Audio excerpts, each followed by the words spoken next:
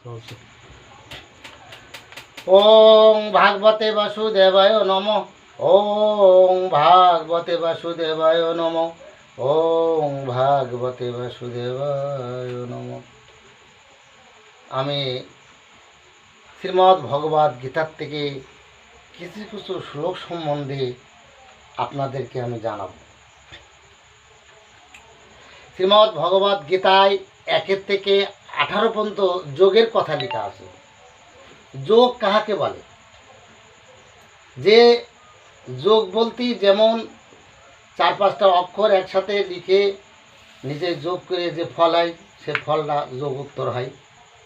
তাই যোগ মানে সমষ্টি গঠিত, মানে যোগ করা মানে 4-5টা অক্ষর একসাথে যোগ করতে হয়, সমষ্টি করে যে ফল হয় তার নাম হচ্ছে যোগ, যোগ ফল।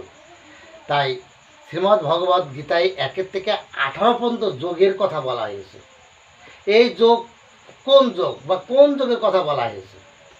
যেমন অনেকেই বলে যে কেমন আছিস রে, বলে এ যোগে জাগে ভালোই আছে, যোগে জাগে কেটে আছে, যোগে জাগে কেটে আছে, যোগে জাগে ভালোই আছি।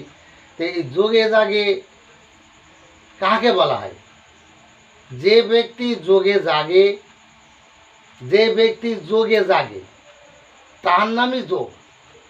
তা সে তো যোগে জাগে না, সে ও সম্বন্ধে বোঝে না, তার কি করে বলি যে আমি যোগে জাগে ভালোই আছি? এবার যোগে জাগে কাহাকে বলে সেই সম্পর্কে শ্রীমদ্ ভগবদ্ গীতার থেকে আমি কিছু আলোচনা করব। শ্রীমদ্ ভগবদ্ গীতায় 1 থেকে 18 অধ্যায় পর্যন্ত যোগ। যোগ কাকে বলে? মহতের পদে বলেছে যাহা নাম তাহা বলতো, যা আছে বিশ্ব ব্রহ্মাণ্ডে তা আছে মানব ভাণ্ডে। তো আমার ভাণ্ডেও যোগ আছে। সে যোগটা কেমন? যে আমার জন্ম থেকে জন্মবধি মায়ের গর্ভের থেকে পড়েই যখন আমরা বেঁচে আসি, এই বেঁচে আসি কাহার সাহায্যে? বেঁচে আসি কিন্তু আমাদের যে এই শ্বাস প্রশ্বাস যাচ্ছে আসছে, এহাই দ্বারাই আমরা বেঁচে আসি। যখন এই শ্বাস প্রশ্বাস থাকবে না তখন কিন্তু সবাই ডেড। তাই যাচ্ছে আসছে যে শ্বাস, এই শ্বাসের ভিতরে কিন্তু যোগ লুকিয়ে আসে, এই কিন্তু আমরা জানি না। তাই এই যোগে যে ব্যক্তি জাগবে সেই হচ্ছে যোগী। তাই শ্রীমদ্ ভগবদ্ গীতায় 1 থেকে 18 অধ্যায় পর্যন্ত যোগের কথা লেখা আছে। তাই 1 থেকে 18 অধ্যায় পর্যন্ত আমার যোগ শিখতে হবে, কিন্তু আমরা কিন্তু শিখি নাই। আমরা শিখেছি 3-4টি অক্ষর সাজিয়ে যে যোগ হয় ওই যোগ শিখেছি। ওই যোগ হচ্ছে বাহ্যিক জগতে, আর অন্তর্নিহিত জগতে আমার ভাণ্ডে সেই যোগ। সেই যোগটা কেমন? এই যে আমার এই ভাণ্ডের ভিতরে যে নাকের যে দুটো ফুটো আসে, দুই পাশে দুটো, এই দুটো ফুটোর একটার নাম ইড়া, একটার নাম পিঙ্গলা। তো বাম ভাগে ইড়া, দক্ষিণে পিঙ্গলা, মানে ডান দিকে পিঙ্গলা, তাই বলা হয়েছে ইড়া পিঙ্গলা। আর মাঝখানতে হচ্ছে সুষমনা। যখন শ্বাস বা নাসিকায় প্রবাহিত হয়, বেশি জোরে চলে একটাই, একটা অল্প চলে। যখন যে নাসিকায় জোরে চলে ওইটাই মূল ধরতে হবে। যদি বলা হয় তোমার শ্বাস কোন নাসিকায় জোরে চলছে, তখন এখন ধরে বলা যায় ডানি কি বাই, যার যারটা শেষে ধরতে পারবে। আমি কিন্তু ধরার ক্ষমতা নাই। তাই এই ধরাই হচ্ছে মূল। এই ধরা, এই জ্ঞান শিখে যে ব্যক্তি এই যোগের সাথে চলাফেরা করে সেই ব্যক্তি হচ্ছে যোগ, যোগ। তাই যোগ চলছে আমার নিয়ত সবসময় 24 ঘন্টা, কেন যতকাল বেঁচে থাকবো ততকাল আমার যোগ যাচ্ছে আসছে, যাচ্ছে আসছে। তাই এই যোগের ভিতরে আমার ধরতে হবে কীভাবে?